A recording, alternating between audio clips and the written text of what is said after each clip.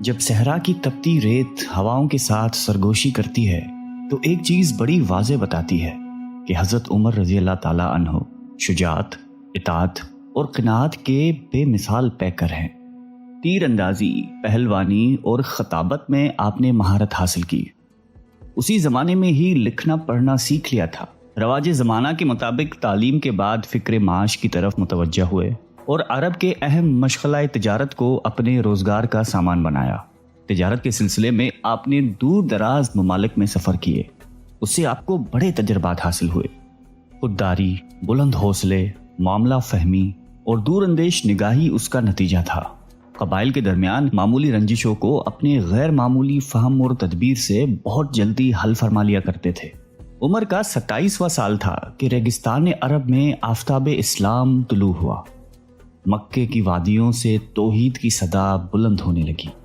مشرکین عرب کے ساتھ آپ کے لیے بھی یہ آواز نامانوس تھی۔ آپ اس پر سخت برہم ہوئے، یہاں تک کہ جس کے بارے میں یہ پتا چلتا کہ وہ مسلمان ہوا ہے اس کے جانی دشمن بن جاتے۔ ان کے خاندان کی ایک کنیز مسلمان ہو گئی تھی، اس کو اتنا مارا کہ مارتے مارتے تھک جاتے۔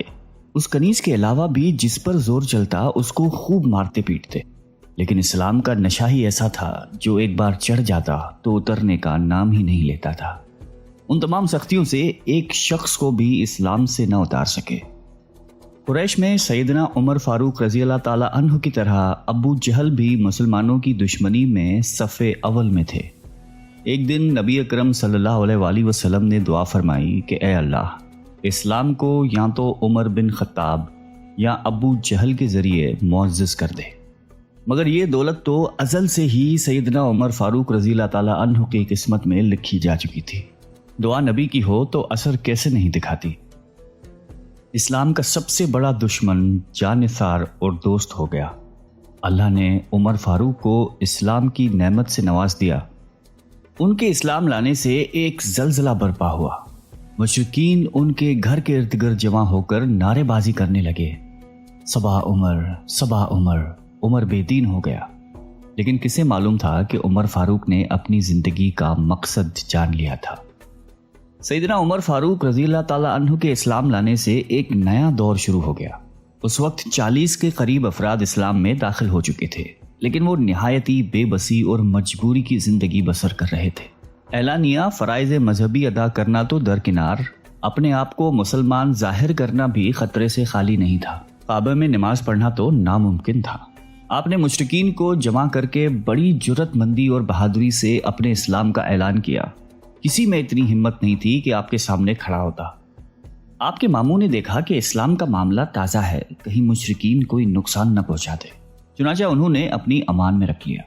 لیکن امیر المومنین اسلام کے قبل اپنی آنکھوں سے مسلمانوں کی مظلومیت اور بے بسی دیکھ چکے تھے، اس لیے مسلمانوں کی محبت کی وجہ سے اس امان کو ٹھکرا دیا اور عام مسلمانوں کی طرح مل کر مشرکین کے مصائب کو استقامت کے ساتھ سہنے کو تیار ہو گئے، اور اعلان کیا کہ اب نماز جماعت کے ساتھ کعبہ میں ادا کی جائے گی۔ یہ پہلا موقع تھا کہ مسلمانوں نے کعبے میں نماز ادا کی۔ اس بہادری کے انعام کے طور پر دربار نبوت سے فاروق کا لقب ملا۔ مکہ میں جس طرح مسلمانوں کی تعداد بڑھتی گئی، مشرکین قریش کے بغض و عناد میں بھی ترقی ہوتی رہی۔ پہلے وہ فطری خون خواری اور جوش مذہب کی وجہ سے اذیت پہنچاتے تھے، لیکن اب انہوں نے سیاسی استحصال بھی شروع کر دیا تھا۔ مکہ میں مسلمانوں کی زندگی مشکل سے مشکل تر بنتی جا رہی تھی۔ مسلمان حضور اکرم صلی اللہ علیہ وآلہ وسلم کی اجازت سے مدینے کے ساتھ مختلف ممالک میں ہجرت کرنے لگے۔ تمام مسلمانوں نے خفیہ اور پوشیدہ ہجرت کی۔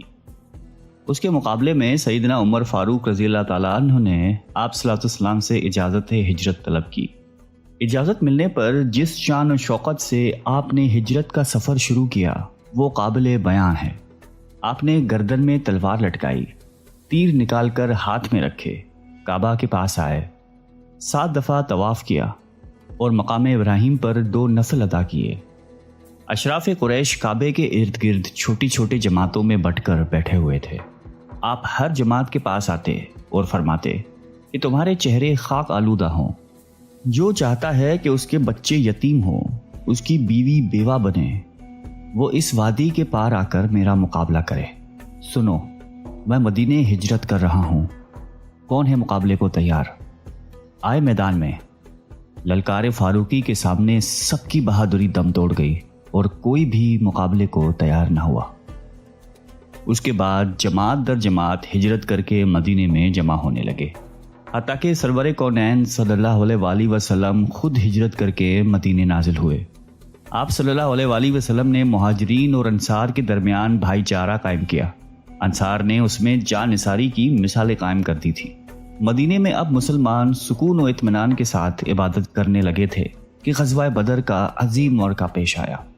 امیر المومنین اس موقع میں حضور اکرم صلی اللہ علیہ وآلہ وسلم کے لیے اپنی مدبرانہ رائے، معاملہ فہمی اور شجاعت و بہادری سے دست بازو بنے رہے۔ اس موقع میں مسلمان سرخرو ہوئے، کامیابی اور کامرانی ان کا نصیب بنی اور کفار کو شکست سے دوچار ہونا پڑا۔ اس موقع میں سرداران قریش کی بڑی تعداد گرفتار ہوئی۔ اس بات پر بحث ہونے لگی کہ ان کے ساتھ کیا معاملہ کیا جائے۔ سیدنا ابو بکر صدیق رضی اللہ تعالیٰ عنہ اور دیگر صحابہ کی رائے یہ تھی کہ ان سے فدیہ لے کر آزاد کر دیا جائے، جبکہ امیر المومنین کی رائے تھی کہ ان سب کو قتل کر دیا جائے۔ آپ علیہ السلام نے حضرت ابو بکر صدیق رضی اللہ تعالیٰ عنہ اور اکثر صحابہ کی رائے پر عمل کرتے ہوئے ان تمام کو فدیہ لے کر آزاد کر دیا۔ اس کے علاوہ آپ نے جنگ احد، خندق، خیبر اور فتح مکہ جیسے عظیم موقعوں میں نمایاں خدمات سر انجام دی۔ سیدنا ابو بکر صدیق رضی اللہ تعالیٰ عنہ کی وفات کے بعد آپ خلافت میں آئے۔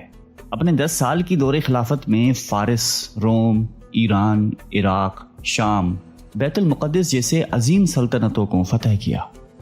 وقت کے فرعونوں کی حکومت کے تختے الٹ دیے، پوری دنیا میں اسلام کا ڈنگا بجا دیا۔ اپنے دور خلافت میں ملک کی نظم و نسق کو باقاعدہ منظم کیا۔ آپ کی حکومت میں ملک کے تمام ضروری شعبے وجود میں آ چکے تھے۔ اپنے مملکت کو صوبوں اور ضلعوں میں تقسیم کیا۔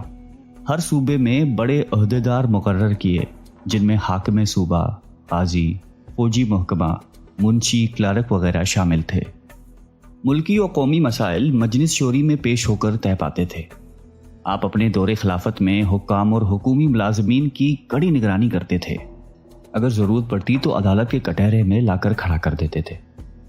آپ نے قابل زراعت زمین کے لیے نہریں کھدوائیں، زراعت کے پیشے کو فروغ دیا، عشر و خراج کے منظم احکام جاری فرمائے، جیل خانے اور بیت المال جیسے اہم شعبے ترتیب دیے، تعمیرات کو سرکاری طور پر ترقی دلوائی۔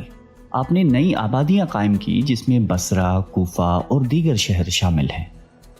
اشاعت اسلام کے لیے آپ کی خدمات قابل قدر ہیں۔ آپ کے اثرات پر قرآن، جو اساسہ اسلام، دستور اور منشور ہے، مرتب کیا گیا۔ آپ نے اپنے دور خلافت میں اس کے درس و تدریس کو رواج دیا۔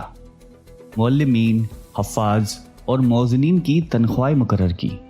اشاعت حدیث کے لیے بھی صحابہ کو مختلف ممالک کی طرف روانہ فرمایا۔ آپ نقل احادیث میں بڑی احتیاط فرماتے تھے۔ تمام ممالک میں فقیہ کرام کو مقرر کیا۔